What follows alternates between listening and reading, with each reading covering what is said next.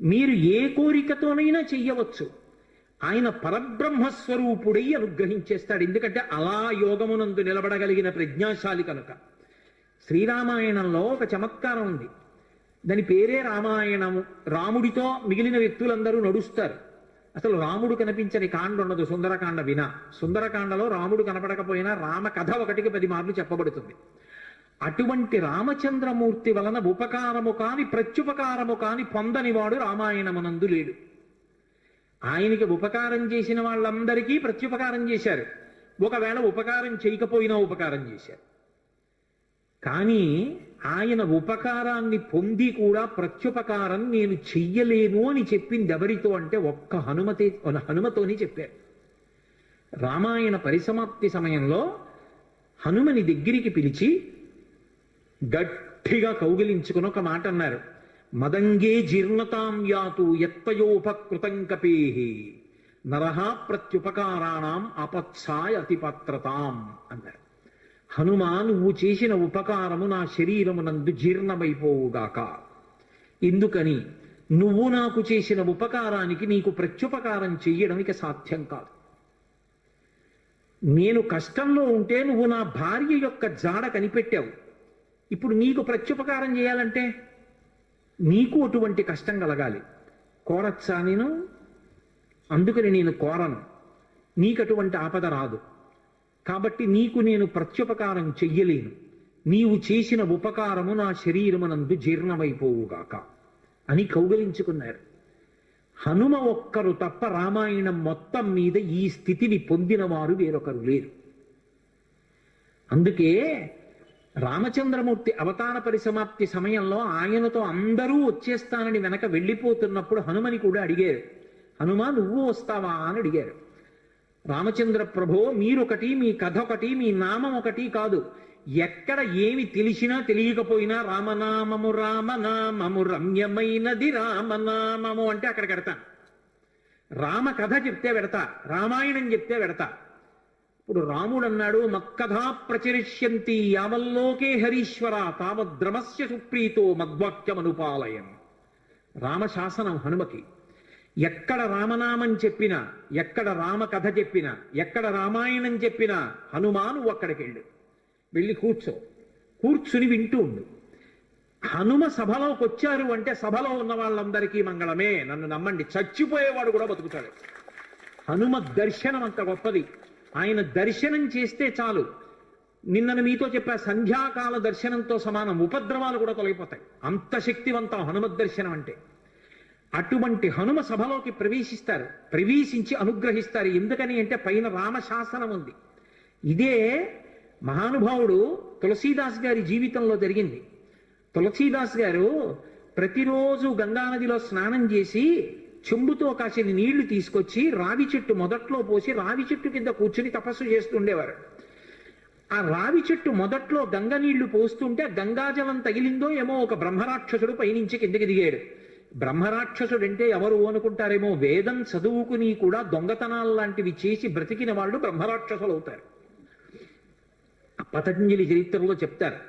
కాబట్టి అటువంటి బ్రహ్మరాక్షసుడు క్రిందకి దిగి అన్నాడు, నువ్వు నాకు మహోపకారం చేశావు. ఎప్పటి నుంచో ఈ చెట్టు మీద పడున్నాను.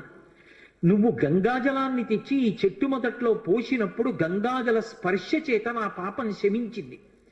నేను సాధారణ రూపాన్ని పొందాను. నీకు నేను ప్రత్యుపకారం చెయ్యాలనుకుంటున్నాను. నీవు రామదర్శనం కోసం పరితపిస్తున్నావు.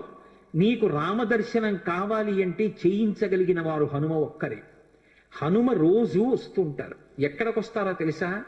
ఎక్కడెక్కడ రామనామం జరుగుతుందో, ఎక్కడెక్కడ రామనామం ప్రస్తావనకు వస్తుందో, ఎక్కడెక్కడ రామ కథ చెప్పబడుతుందో అక్కడ ఉంటారు. కాశీలో హనుమాన్ ఘాట్లో ఒక వ్యక్తి రోజు రామాయణం చెప్తున్నాడు. అక్కడికి వచ్చి కూర్చుంటారు. ఎలా గుర్తుపడతావో తెలుసా? అందరికన్నా ముందు సభలోకి వస్తారు. అందరికన్నా ఆఖరణ కళ్ళ నీళ్ల పెట్టుకుని ఒక్కడు తలదించుకుని నడిచి వెళ్ళిపోతూ ఉంటాడు. నువ్వు గుర్తుపట్టి వెంట వెళ్ళు అన్నారు. అప్పుడు ఆ రూపంలో వెళ్ళారు. అన్ని వేళలా అలా వెళ్ళరు, ఏ రూపంలోనైనా వెడతారే. కాబట్టి తులసీదాస్ గారు హనుమాన్ ఘాట్కి వెళ్ళి కూర్చున్నారు. అందరికన్నా ముందు ఒక వ్యక్తి వచ్చాడు రామాయణం వినడానికి. అందరూ వెళ్ళిపోయిన తర్వాత తల ఉంచుకుని కన్నులమ్మట నీరు కారుతుండగా వెడుతున్నాడు. తులసీదాస్ గారు ఆయన వెంటపడ్డారు. ఆ వ్యక్తి కనిపెట్టాడు, ఎవరో నన్ను వెంబడిస్తున్నారని. ఆయన హనుమ, ముందు వెడుతున్నవారు. వెనక్కి తిరిగి గద్దించారు, ఎందుకు నా వెంట వస్తున్నావు, ఆగక్కడ, కాదు నాకు రామదర్శనం కావాలి, నీ వల్లే జరగాలి, వెళ్ళి కాళ్ళ మీద పడ్డారు. కాళ్ళ మీద పడితే ఆయన ఒక స్థలాన్ని చెప్పారు, అక్కడ కూర్చుని నువ్వు జపం చెయ్యి, తపస్సు చెయ్యి, నీకు రామదర్శనం అవుతుందన్నారు. తులసీదాస్ గారు కూర్చుని తపస్సు చేస్తున్నారు. తపస్సు చేస్తుంటే రామలక్ష్మణులు ఇద్దరూ రాజకుమారుల రూపంలో గుర్రాల మీద వచ్చారు. వచ్చి గుర్రాలు దిగి అరుగు మీద సేద తీరారు. ఎవరో రాజకుమారులని తులసీదాస్ గారు ఊరుకున్నారు. వాళ్ళిద్దరూ గుర్రం ఎక్కి వెళ్ళిపోయారు. హనుమ వచ్చారు, రామలక్ష్మణులు వచ్చారు, గుర్తుపట్టావా అన్నారు. ఎప్పుడు వచ్చారు అన్నారు. అయ్యో ఇద్దరు రాజకుమారుల వేషంలో వచ్చారయా, నువ్వు గుర్తుపట్టలేదు, వెళ్ళిపోయారన్నారు. ఎంతో బాధపడ్డారు. మళ్ళీ సాధన చెయ్యన్నారు. మళ్ళీ సాధన మొదలుపెట్టారు. మళ్ళీ సాధన మొదలు పెడితే కొన్నాళ్ళు అయిపోయిన తర్వాత చిన్న పిల్లవాడి రూపంలో రాముడు వచ్చాడు.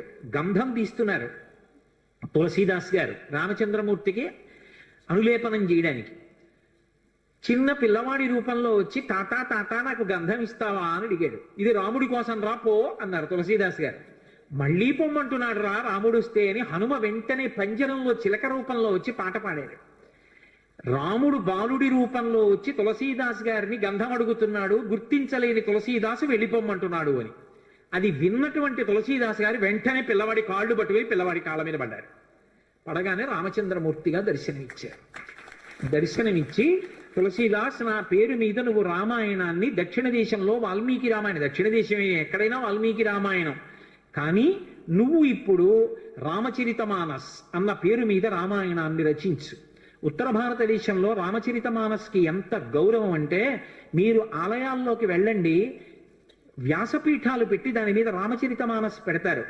గుళ్ళోకి వెళ్ళిన వాళ్ళు కనీసం ఒక్క శ్లోకమైన అందులోంచి చదువుకుని చక్కగా ఓ పువ్వు ఏదో పెట్టి నమస్కారం పెట్టొస్తారు. రామచరితమానస్కి అంత గొప్ప. విచిత్రం ఏంటంటే హనుమాన్ చాలీసా, రామచరితమానస్ రెండు తులసీదాస్ గారి శరీరంతో ఉండగానే ప్రఖ్యాతి వహించేసాయి. అటువంటి తులసీదాస్ గారు ఎప్పుడూ రామనామం చెప్తుండేవారు. ఒకప్పుడు తులసీదాస్ గారు గంగ ఒడ్డున నిలబడి ఉన్నారు. ఒక ఆవిడ గబగబా వచ్చి ఆయన కాళ్ళ మీద పడి నమస్కారం చేసింది. ఎప్పుడూ అలవాటు మీద తులసీదాస్ గారు దీర్ఘసుమంగళీ భవ అన్నారు. అయ్యా నన్ను దీర్ఘసుమంగళీ భవ అంటున్నారు, నా భర్త మరణించాడు, అదిగో చితి మీద పడుకోబెడుతున్నారు దహన సంస్కారానికి, మీ నోట వంట వచ్చిన మాట అబద్ధం కాకూడదు అందావిడ. నా నోట రావడం ఏమిట, మా రాముడు పలికించాడు. ఆయన వెంటనే అక్కడికి వెళ్ళి ఆ కమండలంలో నీళ్లు తీసి ఆ శవం మీద తల్లి రామనామం చెప్పారు. చటుక్కున లేచి కూర్చున్నాడు. ఇది చూశారు పాదుషా యొక్క గూఢచారులు ఆ గంగా తీరంలో తిరుగుతూ. తులసీదాస్ గారి దగ్గర రకరకాలైనటువంటి విన్యాసాలున్నాయి, ఆయన ఏవైనా చెయ్యగలడని పాదుషాకి చెప్పారు. పాదుషా తులసీదాస్ని పిలిపించారు. పిలిపించి నువ్వేమిటో చచ్చిపోయిన వాడిని బతికించావుట, ఏవి కొన్నటువంటి వింత చేష్టితములు చెయ్యన్నారు. తులసీదాస్ గారు అన్నాడు, వింత చేష్టితములు చేయడానికి నేను గారడివాణ్ణా? కాదు, రాముడు నన్ను పనిముట్టుగా అనుగ్రహించాడు, అది రామానుగ్రహం అన్నాడు. అంటే నేను చెప్పిన మాట పాటించట్లేదు కాబట్టి కొరడాలతో కొట్టండి అన్నాడు. అంటే అప్పుడు హనుమాన్ చాలీసా చేశారు తులసీదాస్ గారు. కళ్ళు మూసుకుని హనుమని తెలుసుకుని హనుమాన్ చాలీసా చేస్తుంటే భటులు వచ్చి కొరడాలు పట్టుకుని కొట్టడానికి పైకెత్తుతున్నారు. ఆశ్చర్యం ఏమిటంటే ఆ రోజున పాదుషా కోట అంతఃపురం అంతటా పెద్ద పెద్ద కోతులు వచ్చి ప్రతి సైనికుడి చెయ్యి పట్టుకున్నాయి కదలకుండా. పాదుషా భయపడిపోయి సింహాసనం దిగి కిందకొచ్చి తులసీదాస్ గారి కాళ్ళ మీద పడ్డాడు. అప్పుడు ఖచ్చితంగా పూర్తయిపోయింది హనుమాన్ చాలీసా. ఆ తులసీదాస్ గారి చదివినప్పుడు అన్ని కోతుల రూపంలో వచ్చి ఎదురుగుండా హనుమ నిలబడి కాపాడారు తులసీదాస్ గారిని. అందుకే అప్పటికీ ఇప్పటికీ ఎప్పటికీ కూడా హనుమాన్ చాలీసాకి అంత శక్తి. తులసీదాస్ గారు ఎప్పుడు మాట్లాడుతూ ఉండేవారు స్వామి హనుమతోటి.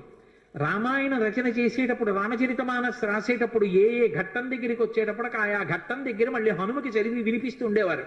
హనుమ అంతా చదివి సరేనంటుండేవారు. అబ్బో ఎన్ని చమత్కారాలు, వాళ్ళిద్దరి మధ్యలో ఎన్ని విశేషాలు జరిగాయో తులసీదాస్ గారికి హనుమకి. అంతటి గొప్ప అనుబంధం. అందుకే హనుమ గురించి తులసీదాస్ గారు ఏవి చెప్పారో అవన్నీ కూడా అద్భుతమైనటువంటి విషయాలు. రామచరితమానస్ అంత గొప్ప గ్రంథం. తులసీదాస్ గారిని అనుగ్రహించారు. మహానుభావుడు స్వామి హనుమ అనేకమైనటువంటి అవతారాల్లో ఈ లోకంలో వచ్చి ఎందరినో అనుగ్రహించారు. వారు వచ్చినటువంటి అవతారములు ఎన్నో ఉన్నాయి.